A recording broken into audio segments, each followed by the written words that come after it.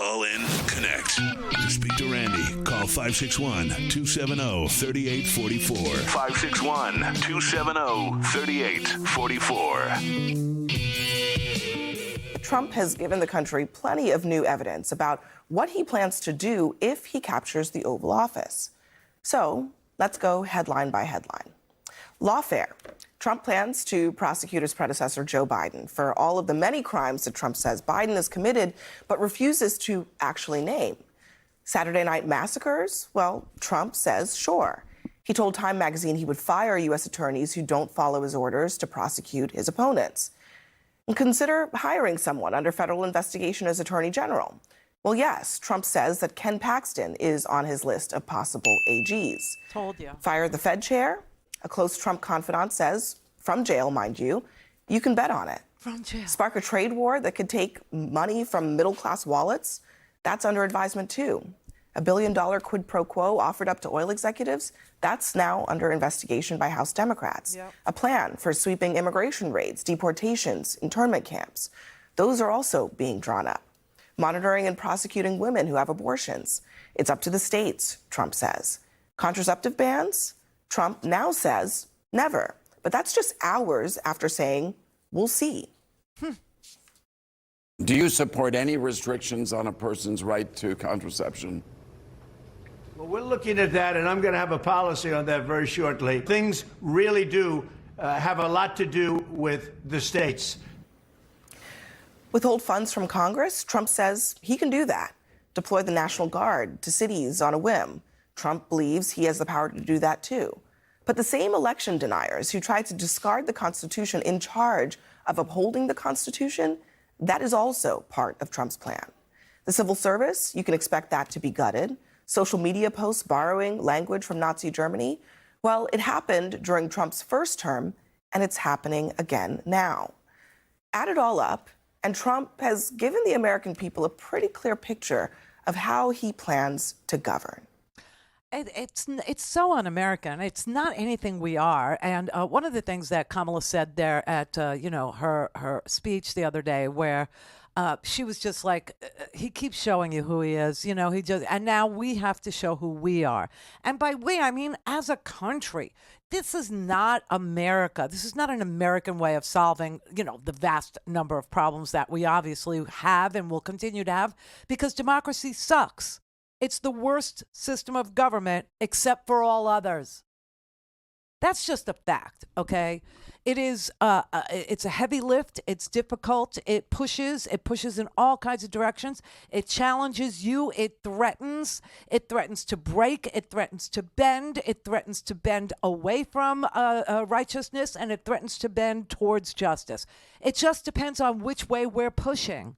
This is not who we are. We are not Donald Trump. We are not this orange mess of a chaotic, a whirlwind of hatred and grievance. That is not the best of America. It's not even the middle of America. It's a horrible portion of America. And I don't understand why nice people, really nice people, are saying, well, I can't vote for a Democrat. Why? Why can't you? I'm not exactly clear on what freedom it is that the Republicans, represent maintenance for, that you can't let go of them. I have come to the conclusion that there are a lot of people in this country who, A, have no idea he's on trial, B, have no idea who Robert Costello is or what his emails showed yesterday, and how this was such a mobbed up defense, against Michael Cohen, and that Donald Trump viewed Michael Cohen, who worked for him for 10 years. 10 years. If Michael Cohen is a slime ball, he's Donald Trump's slime ball, because Donald Trump picked him. And he worked for Donald Trump for 10 years until he got caught paying off a porn star, okay? And then all of a sudden Trump washes his hands of, because that's what he does, because loyalty is a one-way street, right? And then he has to make sure that the person that he's throwing overboard doesn't, turn state's evidence on him. So he sends a dirty lawyer to the guy in trouble and says, you can tell me everything. In fact, you need to tell me everything because you got friends in high places and, they got your back, Michael. They got your back. But we need to know, do you have dirt on Donald Trump? Because I couldn't understand, how did that even come up in conversation? Now I do. because I've seen his emails. And the only way I've seen them, oh God, I had to look for somebody who was part of the audience in the overflow room, okay, who had access to the Google documents and the closed captioning of the trial, who was sitting there and tweeting email by email by email by email. That's the only way you can follow this. I don't know a whole lot of people that have the time or the desire or are going to put in the effort to do it. I just don't. People don't do that kind of work anymore. They just don't care, okay? And so people don't understand what has happened and what's gone on in that courtroom. Okay, I get that. But do people actually understand that voting for him is going to bring the worst policies in the history of America back? When he says make America great again, he's talking about mass deportations. He's talking about Operation Wetback. Now, okay, let me appeal to the conservative penny pinchers out there. People who think that, conservatism's better for your bottom line. And you're worried about the economy, even though he was responsible for breaking the supply chain. He was responsible for saying COVID was a hoax. He was responsible for not doing jack crap about it, okay? Telling you that Fauci was a murderer. Everybody that disagreed with him was, a piece of trash. So when Donald Trump talks about this policy of mass deportation and camps, okay, for people that he thinks are here illegally or people that he thinks are drains on our economy, or talks about deporting 11 million people. And 11 million people is pretty much what we have here in this country who are probably here unauthorized. We know the percentages of people who have been here for 20 to 40 years, believe it or not, unauthorized, and the percentages of people who have been here for 15 years, unauthorized, okay? So the total of that, 79% of unauthorized immigrants, 79% of them have lived here for 12 years. It's almost 80%. That's almost everyone. 44% unauthorized immigrants have lived here for 20 to 40 years. These are the people that are part of the 11 million number. These are the people he says he wants to deport. Do you have any idea what the economic recession would look like? Do you have any idea that the supply chains would be totally broken yet again? Do you understand how much GDP we would lose? Do you understand that it would surpass the Great Recession of 2009, the bank crash of 2000? Do you understand what he's promising to do to you?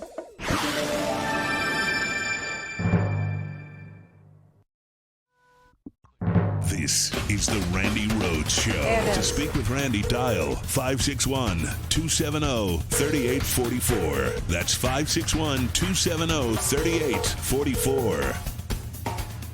Trump's speech on Thursday echoed the blueprint outlined by Project 2025, which is a multi-million-dollar effort by Trump's allies aimed specifically at overhauling key government agencies in a potential second term. The project's mandate states that freedom is defined by God, not man. Oh, God. The radical plan calls for defunding the Department of Justice, dismantling the FBI and the Department of Homeland Security and Health and Human Services. It also aims to consolidate power by placing agencies like the Federal Communications Commission under direct presidential control. Imagine the effect that will have on government control of media by a man who's already strongly suggested that he will pull media licenses and he will sue and prosecute journalists. Good God. Project 2025 also proposes putting the Federal Trade Commission under direct presidential control, a boon to companies that want the freedom to merge and avoid regulations that are designed to protect consumers and a fair market.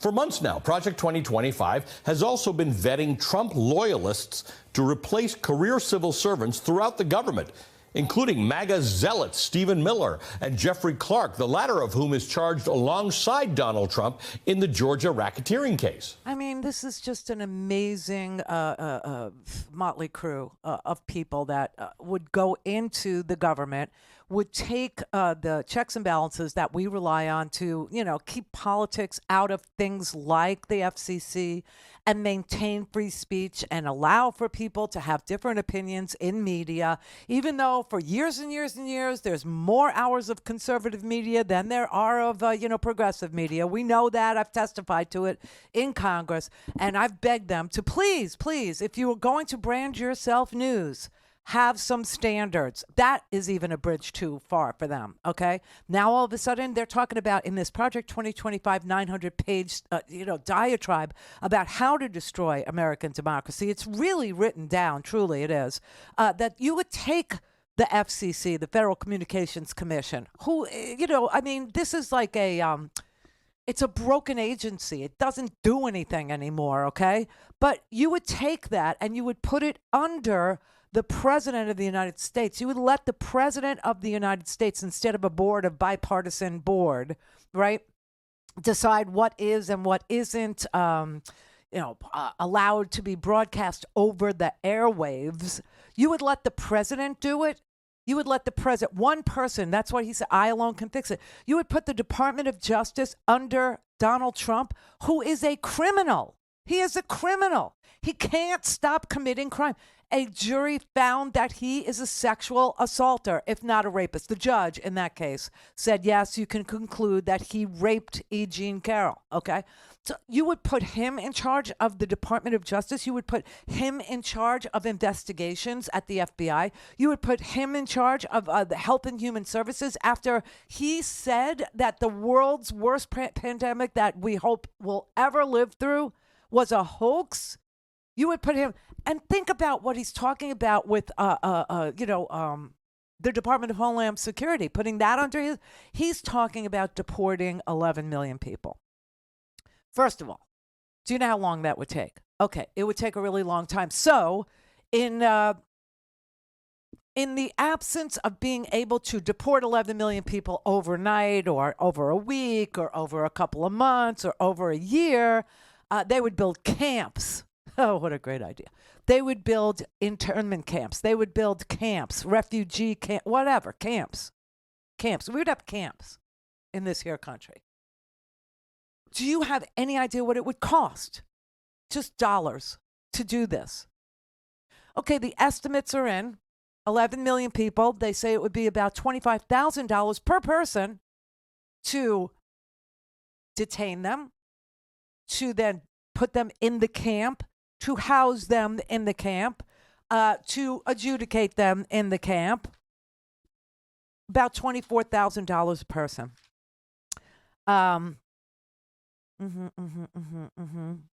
So the total is about $265 billion to do this. I feel like those figures assume that they would all be peaceful and there wouldn't be any pushback that would require police action or other things that may cost. Well, he wants to use the National Guard as the police in this particular circumstance, right? So you would have the military operating on American soil in America. So much for posse comitatus. Okay, so much for that. But the plan for the camps alone, just the camps, would be $25,000 per person to round them up, bring them to the camp, and feed and clothe them in the camp. $265 billion to round up 11 million unauthorized immigrants and hold them in these large detention camps. The camps would be built by the military, Brett, and they would be housing these people, patrolling these people, for until they were able to be deported. He said, quote, I can see myself using the National Guard, and if necessary, I'd have to go a step further. We'd have to do whatever we'd have to do to stop the problem we have. Now, he justifies all this with wild claims that other nations are doing it, that other nations are the problem, that they are sending us people from their insane asylums. This is not true. You understand. This is just patently false. They are not emptying their prisons, and they are not sending people from their insane asylums. They are not Hannibal Lecter. They are not, it's just, this is insane, right? But what you need to understand is that if you deported on any time frame, if you deported 11 million unauthorized or undocumented immigrants who live here now, which is about 3% of our population, okay, it would include, in addition to those 11 million, it would include 4.4 million children who are here legally, but have a parent or two that are here without authorization. So now you have to figure 15 million people is what you're talking about. Again, 79% of those 11 million people have lived here for at least 12 years, and 44% have lived here, almost half of them have lived here for 20 to 40 years, and many of them work for businesses. About 4.5% of all the employed people today are unauthorized. 4.5%. So if you removed all of them from the workforce all at once, you would have a recession, the likes of which we have never seen, not in 2008, not in 2009, not even during COVID. You would see $265 billion devoted just towards finding people, deporting people. And let me tell you something. They don't all work in agriculture, but even if they did, that there goes the food supply. Okay, there goes that. But they don't all work in agriculture. In fact, 20% of unauthorized immigrants in this country have graduate degrees. Yeah, they do. 20% of them have graduate degrees. 15%, in addition, have college degrees. Okay? 40% never graduated high school. So you would be correct if you thought 40% didn't graduate high school. That would be right. But the rest of them, they work in construction. Some of them work in hospitality. Some of them work for tech companies. Some of them work in science-based companies. Some do administrative services. Okay? 714,000 work in manufacturing. 8% or 570,000 work in retail. 14% of unauthorized immigrants have jobs that provide professional, scientific, technical, or administrative services. I'm telling you, it would crash the freaking economy. And forget it, the supply chain would just be severed. Severed. But people are so full of grievance and hatred that they like the sound of what he's saying. They never take it to the next step, like what would it look like? Or maybe they do and they like what it looks like. Maybe they like the idea of camps. Maybe they like the idea of the National Guard deployed on American soil and working to round up people who have been part of our communities for 20 to 40 years. Maybe that's cool with them. Maybe they like the vision of 4.4 million children being put in camps alongside their parents. But I don't think that they would like the look of another broken supply chain. I don't think they would like the look of the inflation that would come with another broken supply chain. I don't think they would like the downturn in the economy, the GDP that would shrink to negative growth. 2 quarters of negative growth equal a recession. That's what you would get. And that's what he's promising them. Now, you tell me why a conservative, somebody who is pro-business, would say, that's what I want. Well, you wouldn't. You wouldn't. So what is this about?